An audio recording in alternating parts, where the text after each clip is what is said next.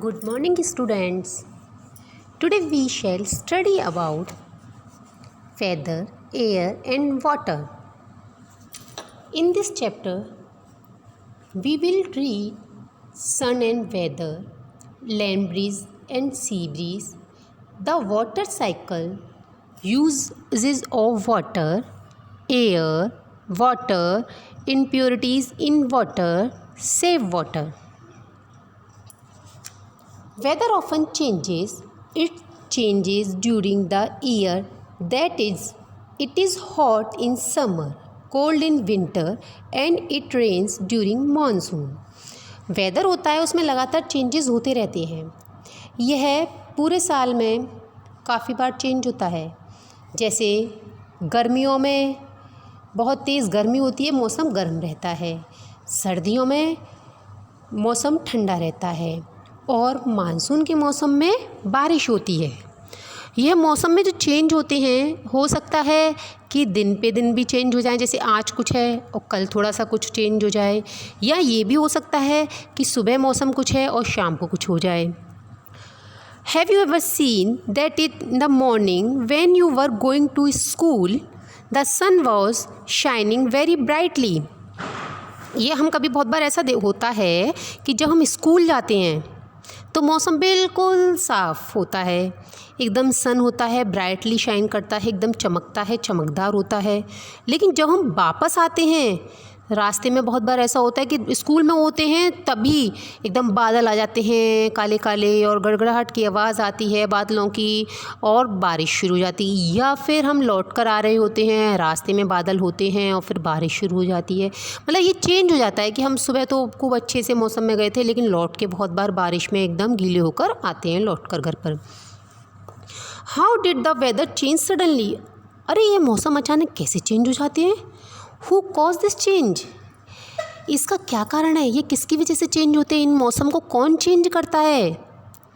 It is the sun which cause change in the weather. ये जो सन होता है, जो सूरज होता है, हम जो सूरज देखते हैं चमचमाता हुआ, ये ही कारण होता है मौसम में चेंज करने वाला. इसी की वजह से मौसम में चेंजेस होते हैं. वेदर में जो चेंजेस हो रहे हैं वह इसी सन की वजह से हो रहे हैं. और हम पढ़ेंगे इसके क्यों हो रहे हैं. Weather is the condition of air, clouds and rain of a place at a given time. Weather क्या होता है, जो हमारे एटमॉस्फेयर में, जो एटमॉस्फेयर की कंडीशन है, किसकी, एयर की, क्लाउड की और रेन की, किसी भी समय पर मौसम में इन सब की जो स्थिति होती है, एटमॉस्फेयर में जो इनकी स्थिति होती है, वह मौसम कहलाती है, वेदर कहलाती है. द वेदर में बी हॉट, ये गर्म भी हो सकता है, कोल्ड भी हो सकता है, ड्राई भी हो सकता है, विंड और ह्यूमिड भी हो सकता है. ह्यूमिड से मतलब क्या होता है, वो चिपचिपा वाला मौसम होता है ना, एकदम से नमी होती है मौसम में, वो होता है. अब हम पहले पढ़ेंगे सन एंड वेदर के बारे में. Sun and weather. It is the sun that causes changes. ये सन जो होता है इसकी वजह से चेंजेस होते हैं वेदर में. The movement of air, air के चलने से, फॉर्मेशन ऑफ क्लाउड्स, बादलों के बनने से, और changes of form of water is due to the heat of the sun.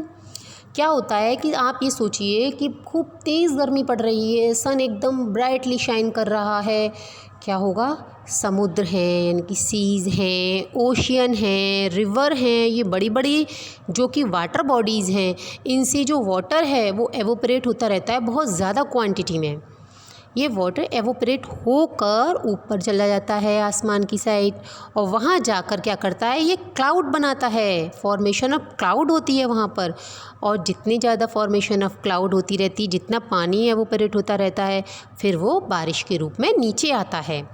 We know that the rotation of earth about its axis cause day and night.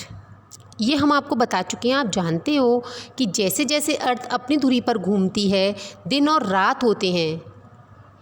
We also know that the sun shines very brightly overhead at noon as the sunlight falls directly on the earth. ये हम जानते हैं कि जो sun rays होती हैं वो दोपहर के टाइम पर बिल्कुल सर के ऊपर होती हैं, और जिसकी वजह से वह अर्थ पर बिल्कुल सीधी सीधी आती हैं. इस वजह से दोपहर के टाइम पर बहुत गर्मी होती है। While in the morning and evening the rays of the sun are slanted and thus the earth does not get heated up too much। जबकि हम सुबह के टाइम पे देखते हैं, आप देखिएगा सन के सामने खड़े होके, जो सन होता है हमारे साइड में होता है, ऐसे ही शाम के टाइम पे सन साइड में आ जाता है और दोपहर में बिल्कुल सर के ऊपर होता है। तो जब वो साइड में होता है सन, तो उसकी जो रेज़ होती हैं वो हल्की सी स्लैंटेड हो जाती हैं, तिरछी हो जाती हैं, जिसकी वजह से जो धरती है, जो अर्थ है, वो इतनी ज़्यादा गर्म नहीं हो पाती है। This is the reason why morning and evening are cooler than afternoon. अब आप ये समझ गए होंगे कि दोपहर में ज़्यादा गर्मी क्यों होती है और शाम को और सुबह ठंडक क्यों रहती है, क्योंकि सन की जो रेज़ हैं दोपहर में डायरेक्टली अर्थ पर आती हैं, जबकि मॉर्निंग और इवनिंग में सन रेज स्लैंटेड होती हैं, तिरछी होती हैं। We also know that the earth revolve around the sun. हम जानते हैं कि अर्थ रोटेट तो करती है अपनी एक्सिस पे, उसके अलावा सन के चारों ओर भी चक्कर लगाती है। It is tilted on its axis at an angle. ये जब झुकी हुई होती है अपनी अर्थ, एक थोड़ा सा झुकी हुई, एकदम स्ट्रेट नहीं है, हल्का सा अपनी धुरी पर झुकी हुई है। जब यह चारों ओर सन के चारों ओर चक्कर लगाती है, तो जब इसका एक हेमिस्फीयर वो सन की साइड झुका रहता है, क्योंकि ये हल्की सी एक साइड से झुकी हुई है, तो झुका वाला हिस्सा है वो सन की साइड रहता है और जो दूसरा वाला हिस्सा होता है वो सन से दूर रहता है।